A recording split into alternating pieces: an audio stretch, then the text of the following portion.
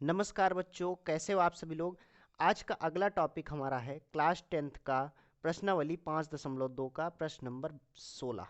ठीक है, प्रश्न को ध्यान से पढ़िए और समझिए।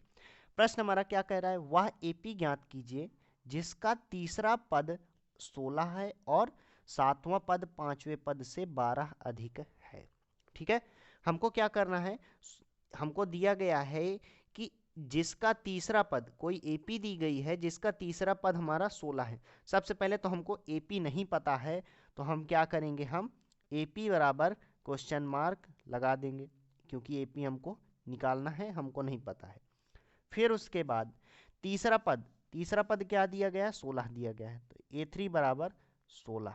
ठीक है, फिर उसके बाद सातवां पद क्या है हमारा, A7 बराबर, सातवां पद क्या है, सातवां पद पांचवें पद से, मतलब A5 से, पांचवें पद से 12 अधिक है, मतलब +12, पांचवें पद से 12 अधिक, पांचवा पद +12।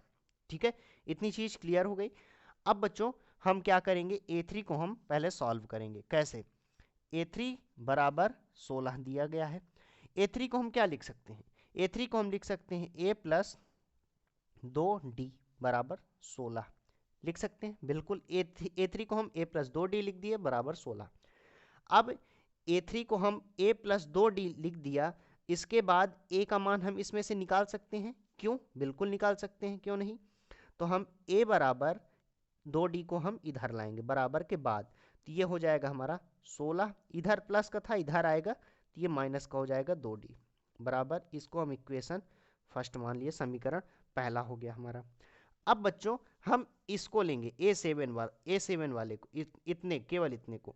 ठीक है, अभी हमने इसको सॉल्व किया, केवल इसको, अब हम इसको सॉल्व करेंगे। तो A7 बराबर क्या दिया गया है, A7 बराबर दिया गया है A5+12। ठीक है, इतनी चीज क्लियर। A7 को हम क्या लिख सकते हैं, A7 को हम लिख सकते हैं A+6D लिख सकते हैं, बिल्कुल बराबर। A5 को हम क्या लिख सकते हैं, A+4D। ठीक है, +12 +12 12। ठीक है, अब देखिए A का मान कितना है, 16 माइनस 2D, A का मान हमने निकाला, तो इस A के मान की जगह 16 माइनस 2D लिख सकते हैं कि नहीं, बिल्कुल। यहाँ पे और यहाँ पे हम A का मान रख देंगे बिल्कुल आसानी से। तो 16 माइनस 2D ये A का मान है, तो यहाँ पर लिख दिया हमने, A यहाँ पे पहले ही है, तो 16 माइनस 2D ये हमारा A का मान था, हमने रख दिया। ठीक है, ये प्लस लगाया हमने 6D को, ऐसे ही लिख दिया हमने। अब इसको हम सॉल्व कर रहे हैं, ध्यान से समझिए, कुछ बच्चों को यहीं से प्रॉब्लम होती है, इसलिए मैं बार बार बता रहा हूं कि इसको आगे सॉल्व करेंगे तो यहाँ पर हमने A का मान, समीकरण 1 जो है, A का मान हमने केवल यहाँ पर रख दिया है। ठीक है, फिर बराबर लगाया, 6D को लिख करके बराबर लगा देंगे। फिर यहाँ पर फिर A आया, A का मान फिर लिख देंगे, ये हो जाएगा हमारा 16 माइनस 2D। ठीक है, प्लस लगा देंगे, +4D ऐसे ही लिख दिया हमने, फिर +12 हो गया। अब बच्चों ध्यान से देखिएगा, ये 16 माइनस 2D ये बराबर के पहले है और बराबर के बाद भी, दोनों को हम आपस में कट कर देंगे। ऐसे हम करते, ये अभी इधर लाते तो ये माइनस का हो जाता और आपस में कट जाता। ठीक है, तो इससे पहले हमने ऐसे ही कट कर दिया। अब ध्यान से समझिएगा, यहाँ पर कितना बचा, यहाँ पर बचा 6D बराबर, इधर कितना बचा 4D बराबर +12। ठीक है, यहाँ पर 6D बचा था, हमने लिख दिया, 4D +12 इधर बचा, हमने बराबर के बाद वाले को इधर लिख दिया।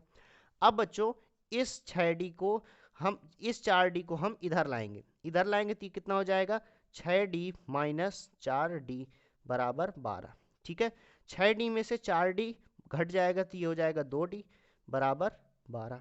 ठीक है, 2D बराबर 12 हो गया।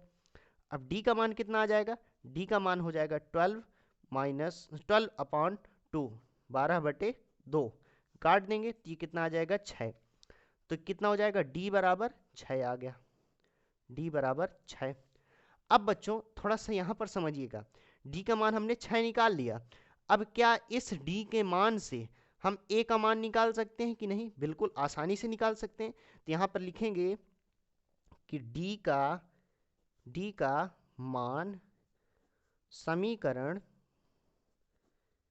1 में रखने पर, ठीक है, इस d का मान समीकरण 1 में हम रख देंगे। समीकरण 1 हमारा क्या दिया गया है?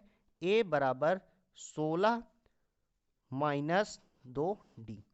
अब d का मान 6 है तो a बराबर 16 माइनस 2 गुणे d का मान 6 रख देंगे, ठीक है। अब a बराबर कितना हो जाएगा? a बराबर आ गया हमारा 16 माइनस 6 दूनी 12, तो a बराबर कितना आ जाएगा हमारा? a बराबर 4, ठीक है। a बराबर हमारा 4। अब बच्चों हम यहाँ पर देखिए, यहाँ पर प्रश्न में हमको क्या करना था? यहाँ पर हमको प्रश्न में AP ज्ञात करना था। यहाँ पर AP बराबर हमने क्वेश्चन मार्क भी लगाया। तो अब चलिए, हमको A भी पता चल गया, D भी पता चल गया। अब हम AP सीरीज बनाते हैं। तो बच्चों समझिए, हम AP सीरीज बनाने के लिए हमको A भी पता है और D भी पता है। अब बच्चों थोड़ा सा एक बात हमको बताइए आप, कि अगर हम कोई AP सीरीज को बनाते हैं, AP सूची समांतर श्रेणी को हम बनाते हैं, तो हम क्या लिखते हैं? प्रथम पद तो हमारा क्या होता है? A ही होता है। फिर अगर हम इसमें D जोड़ देंगे तो दूसरा पद निकल आएगा बिल्कुल आसानी से। तो दूसरा पद क्या हो गया हमारा? A प्लस D हो गया। फिर तीसरा पद निकालने के लिए हम क्या करते हैं? A प्लस 2D को कर देते हैं, ठीक है, ये हमारा तीसरा पद आ जाएगा।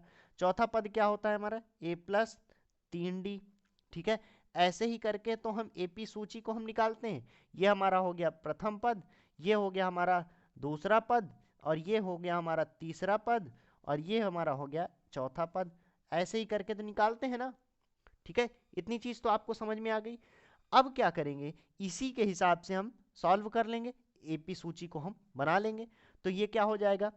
ये हमारा हो जाएगा A का मान, प्रथम पद तो हमको दिया गया है 4, ठीक है, ऐसे ही लिख लिया हमने। फिर यहाँ पर हम दूसरे पद को अगर बनाएंगे, दूसरे पद को, तो दूसरा पद हमारा क्या हो जाएगा? A प्लस D की जगह में हम क्या कर देंगे? 4 प्लस 6, 4 प्लस 6, ये दूसरे पद, ठीक है, ये हमारा दूसरा पद हो गया। फिर तीसरा पद की जगह हम क्या कर देंगे? A प्लस 2 गुणे D का मान कितना है? 6, ये 6 लिख दिया, ठीक है। फिर चौथा पद, ये तीसरा पद भी हमारा निकल गया। अब चौथा पद निकालने के लिए हम क्या करेंगे? A प्लस 3D, तो A बराबर, A का मान कितना है? 4, A का मान हमने लिख दिया 4 प्लस 3 गुणे D का मान कितना है? 6, तो ये हो गया 6, ठीक है। इतनी चीज क्लियर। अब बच्चों क्या होगा? अब इसको हम सॉल्व कर लेंगे तो हमारा AP सूची निकल आएगी।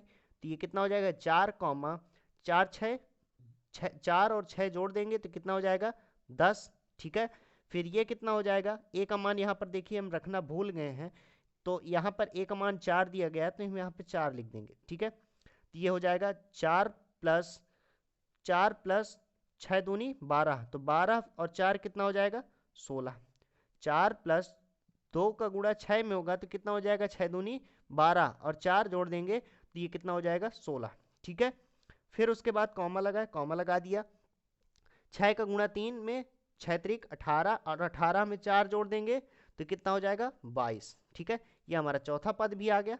ऐसे ही करके हम आगे निकालते रहेंगे तो ये निकलता चला जाएगा, ठीक है। यही हो गई हमारी AP सूची, और यही हो गया हमारा आंसर, यही हो जाएगा हमारा आंसर बच्चों, ठीक है।